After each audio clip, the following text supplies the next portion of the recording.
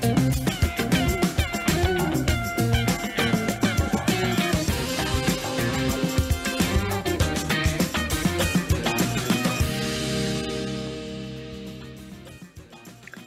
and good evening. I'm Melissa Idris. And I'm Sharad Kuttan. Welcome to Consider This. This is the show where we want you to consider and then reconsider what you know of the news of the day. This morning, 4 Melaka State Assembly persons announced the withdrawal of their support for the Chief Minister Sulaiman Ma'ali, calling into doubt the slim majority that he once enjoyed. Both the representative who led the revolt and the Chief Minister are from UMNO. Now, while UMNO President Zaid Hamidi has called for snap polls for the state, others say it is the governor's prerogative to seek a solution to the political crisis. Now, it's interesting to note that the governor, Ali Rustam, is himself a veteran UMNO leader and was chief minister of the state previously. Now, what accounts for this political move, and what consequences might it have for both state and national level politics? Associate Professor Dr. Hamidin Hamid is a political analyst at University Malaya. He joins us on the show now. Hamidin, is this crisis largely driven by the conflict within UMNO Melaka itself? Thank you, Melissa. Hi, Sharad. I think, yes, when we look at the things and how things evolve in the conflict in Melaka, obviously, I think it is a very much internal conflict within the fractions of leadership of UMNO in Melaka. If you look and listen to the press statement by Idris Harun today, he clearly mentioned that it should not be two lions in one hill. We are not sure which one is he referred to, who is the lions, but it is kind of open secret that there is someone else, not in the state administration, who's calling the shot in Melaka. I think if we see from the PC by the Abdul Rauf, who is the head of the UMNO Liaison Committee in Melaka, explaining the situation today, is really much, in my point of view, answer the question where, surprisingly, we know that the conflict is about the state of government of Melaka, but the PC was called by the state head of UMNO Liaison Committee. And Rauf answered most of the question, not the CM, not Dato' Sulaiman. So with that, in my point of view, is clear indication that there is, I think, a big tussle within the UMNO leadership, especially in Melaka. And this dissatisfaction, I think, between them emerged for a couple of weeks ago and very much culminated with a statement by Idris Harun in the middays today. So, Hamid, so just to get clear, so the main players, these two lions, we have Idris Harun, who was a former chief minister himself from UMNO, and then you have Rauf Yusof, who is a Speaker of the House, I believe, because he'd lost his seat. He's not a member of the Assembly, and he works through Sulaiman. So people might call him an ally, they might call him a proxy. Whatever it is, they're these two men. And then behind them, it's said that Rauf enjoys the confidence of UMNO President Zaid Hamidi, who made the call for snap polls. So how do we understand the relative strengths of these men, especially in terms of what will come next? Okay. I think at this particular moment, Sharad, I think obviously Rauf is holding most of the card when it comes to the party in Melaka. I think he's not only have the trust of President of UMNO, Zaid Hamidi, but also he is very much a right-hand hand to the former President, Najib Razak. And obviously, I think when he returned to Melaka in the before PRU 14, people assumed that he will get the post of CM, but he lost. But anyway, in regard to that, I think in my point of view, when we look at the things, how tussle in Melaka, what I understand from Idris Harun's statement is very much two lions on the hill is basically referred to Sulaiman and Rauf. I think so. This is where, in my point of view, most of the people in Melaka is kind of open secret, saying that Sulaiman have no any teeth when it comes to the policymakers and everything. happen in Melaka is not only decided by the CM, but it's decided by the Speaker of the House. So this is where, in my point of view, for people, leadership in Melaka, it was a big issue when they have to not to deal with the CM, the Chief Minister, but they have to deal with the head of UMNO. So this is where, in my point of view, the core of dissatisfaction with Idris. And Idris, obviously, I think he suffered most after the PRU 14, where he lost as a CM, Melaka, and he also lost in the bahagian level in the UMNO election in 2018. So what's left with him is only the Dewan Undangan Negeri seat. So with that, in my point of view, it is a very much something that's for Idris. He knows that he's going to be a dead end. I think this is a very much a last fight, last hurrah for him before he left the show. He left the political scenario in the next election. Right. So in terms of, you said, I mean, just to follow up on that, which is, who's got the strongest hand, if you use that, card metaphor, you said Rauf has the strength of the party behind him. But in terms of the assembly, right, now we have Sulaiman's government having the confidence of 13 assemblymen, not enough to hold parliament. The 4 defections mean that together with, potentially with Pakatan Harapan and members of the assembly, they would have 15, and therefore could form a government. So does that allow Sulaiman to remain in the game for the foreseeable future, if he can persuade Pakatan to join him in this gambit? I don't think so. I think we know that Idris approached Pakatan Harapan leadership a couple of days ago, and they already make a deal that, in my point of view, that the 4 will join the Pakatan Harapan, and I don't see that Sulaiman will make any move to, I think, go against any wish of UMNO leadership at this particular moment. I don't think so. So with that, in my point of view, the challenge now is very much in the hand of Ali Rustam. What he's going to do as a governor of Melaka as we speak today, because in my point of view, the pressure for UMNO. Can I ask you about that? Because, the role, as you said, is maybe in the hands of Melaka Governor Ali Rustam now, but can he play the role of honest broker, given his history and his standing in the party? Interestingly, Melissa, I think that's a very good question. Looking at that, I doubt that Ali Rustam will very much go against UMNO. I think he got a position as governor himself because being a former head of UMNO of Melaka at the same time.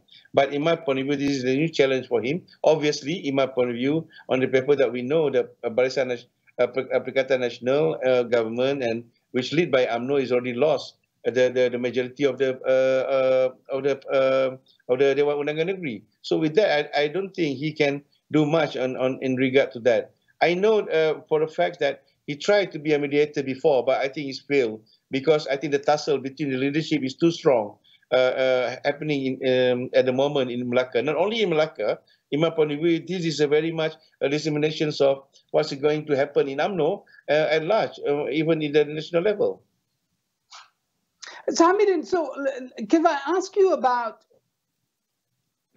there seems to be some sort of role going on in Melaka. We have a Speaker of the Assembly acting like the executive, and now we have, the governor not being able, because of his political history, to actually play the role of honest broker. I mean, is there something deeply wrong in the way Melaka's politics has evolved? I think, thank you, Shara. I think that is a very good question. This is where I think I keep reminding UMNO people that they should not act like what they have in the past 5 years. I think this is where the problem with Rauf and many UMNO leaders in Melaka. They thought they are strong, so they want to muscle everybody as they have 2/3 majority, while they didn't notice, they didn't realize that they are in the government because of others who support them. So that's what happened today when 2 of them pull out the support, and 2 of UMNO really much didn't clearly have no support to Sulaiman, shows that UMNO lead government collapsed. So with that, in my point of view, it's very much a learning lesson for UMNO leadership, that they have to learn to work with others, not muscle them, and not think that they are the majority and strong as they were before. All right. Can I ask you then, Hamidin, how the political tussle in Melaka might possibly affect federal level politics, given that there's an MOU in place that Ismail Sabri has talked about working with other parties. How do you see this affecting national level politics? Actually, Melissa, if I may bring you to where I look at things in Melaka and how similar it is actually with the national level. At national level, we have a prime minister who is not the head of the party, similar to Melaka. The Melaka case, we know that CM is only a member of the party and is headed by Rauf. So too in the national level. Our prime minister now is only a vice president in UMNO. He have to follow. He have to kowtow to any decision made by others who lead the party. So this is where, in my point of view, the interest of the party and the interest of the government will be collided. And that's what happened in Melaka. And furthermore, in my point of view, all this is very much a small, what we call it, war or battles, that we're going to see a lot more coming, that's lead to the UMNO election in the end of 2022. In my point of view, to really prepare who's going to lead UMNO in terms of leadership for next PRU. So this is a very much a kind of a momentum towards that. So we will see a lot more fighting, not only in Melaka, but I believe in many other states also will going to happen to make sure that who will be dominant. This is about politics. This is about consolidations and distribution of power that we're talking about UMNO. And UMNO is a master of that, in my point of view. Okay, so Hamidin, so what happens next? Because we have two possible scenarios at least. One is Idris is able to put together a government with Pakatan Harapan, and the governor plays along with that. Or the voice of Zaid Hamidi rules and the state assemblies dissolved. I mean, which is the most likely scenario, and what would be the consequence with each of those scenarios, do you think? I think I will choose the first scenario where, in my point of view, Ali Rostam will make a decision to allow the change of government and allow the new government led by Idris Harun and others from PH to form a new government. But I do believe it will impact on how the relationship between the PH and BN at the national level at the same time. But what I'm really interested to look at, how this will really much create a lot more dynamic internal in UMNO internal politics. I think this will very much create a lot more within the UMNO political situation. Well, how do you think the other stakeholders might respond to this internal struggle within UMNO? I'm wondering about Pakatan Harapan. How might they be able to press advantage during this turmoil, maybe press for the reforms that they are seeking? Or is there conflict and disagreement within Pakatan about how to deal with this crisis? I think obviously we know when in the case of Melaka, for example, when Idris Harun approached, there is some section within the Pakatan Harapan who disagree and didn't want to take the hands shown by Idris Harun. But I think when they brought the matters to the national level, I think they make the argument that they were not the one that were looking for the trouble, but they were asked by the people, meaning by Idris Harun and the group, to be part of what's happening. So with that, in my point of view, they're using, as usual, the interest of the people to make sure that stability is there for the continuity of the government. But in my point of view, obviously, Pakatan, I think if they are clever enough, no need for them at this particular moment to do a lot more when it comes to the political strategy. I think at this particular time, UMNO dynamic will open up a lot more opportunity for Pakatan Harapan to be in a better position leading to the PRU 15. Right. Hamidin, thank you so much for being on the show tonight. That was political analyst Hamidin Hamid. We're going to take a quick break, but we will be back with more on the political turmoil in Melaka. Stay tuned to consider this.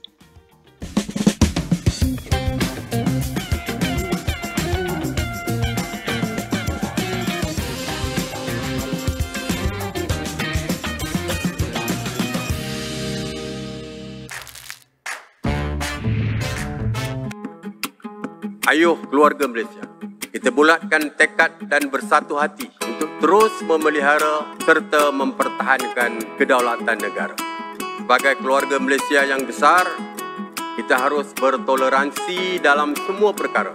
Hormat menghormati serta mengekalkan perpaduan rakyat yang berbilang kaum, agama dan bangsa serta integrasi nasional silang budaya adalah tunjang kekuatan kita sebagai sebuah negara bangsa yang berjaya. Umpama selembar benang dikait, ditenun dan dijalin, akhirnya menjadi kain yang sempurna indah.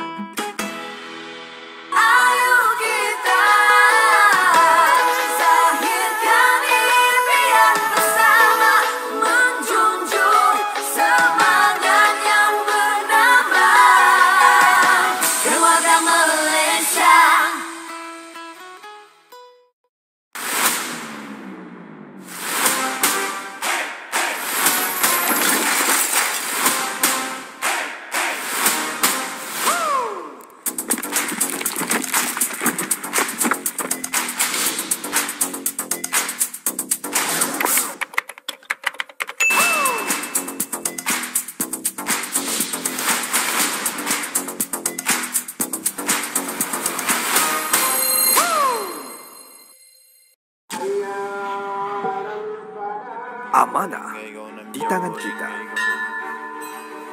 Adat, budaya dan semangat menjadi kesinambungan perpaduan tanah air yang tercinta. Berteraskan adab yang terpahat di jiwa dan raga. Marilah bersama kita membina negara Malaysia.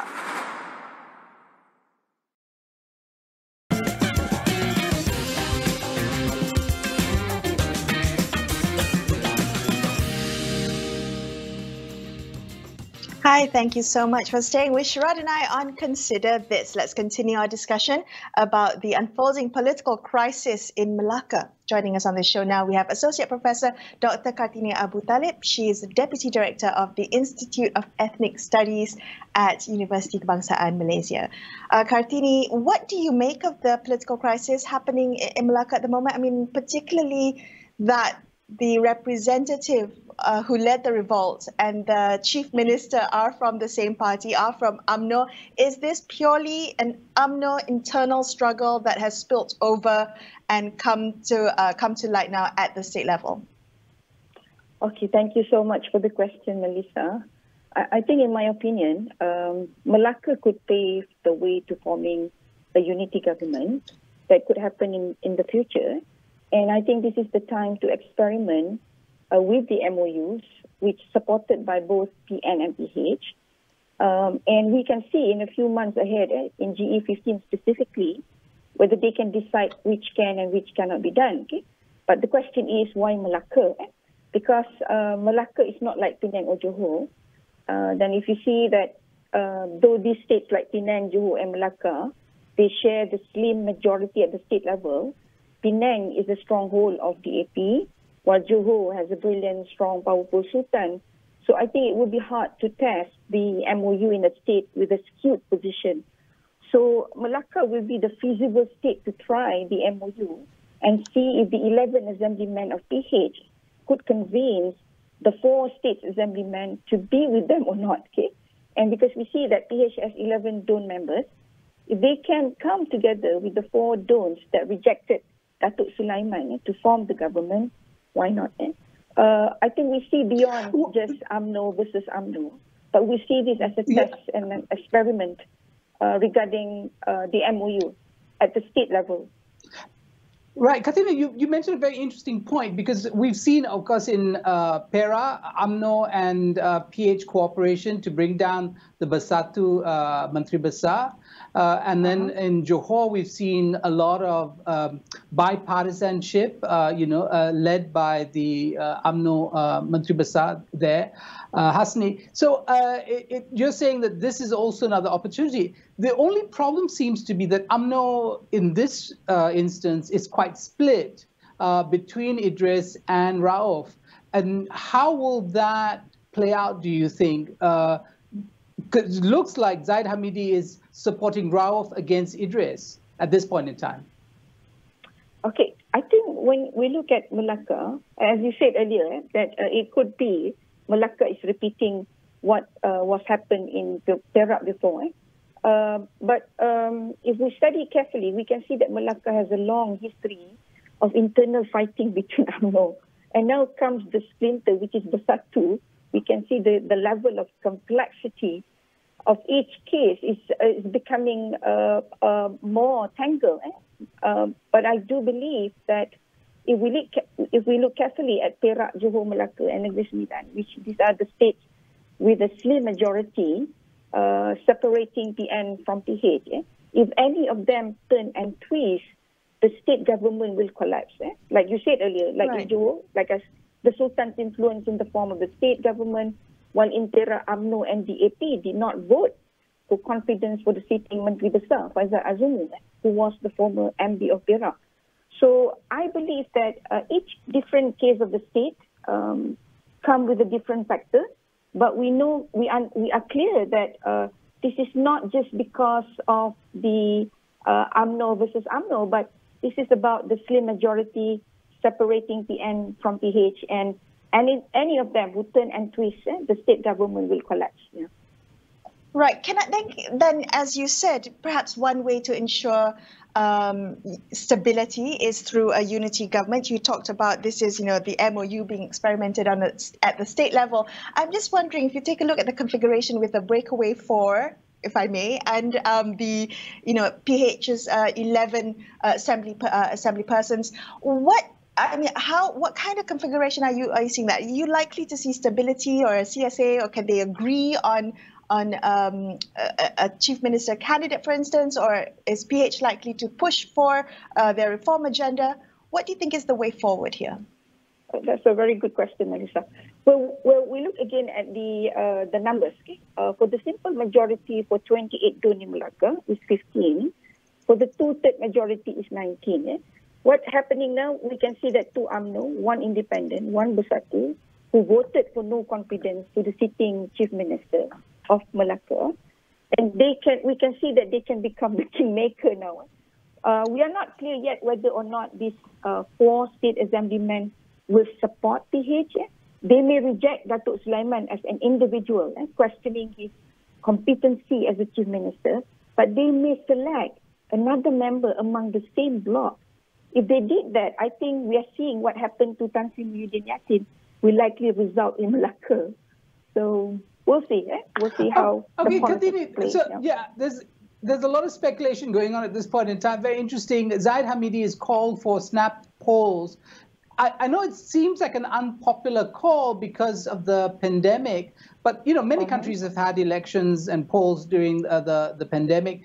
Would it in fact help clarify the politics of Melaka if the voters got a chance to vote again, a clean slate of people with a very clear sense of their political alignments? Well, I think looking at democracy, we are looking at the best and to move forward is to allow the people to select again the representative. But the current position of this COVID-19 is still not very pleasing, I would say that, because the case number, though improving, but still in the high numbers. It's 5,000 for today. Yeah?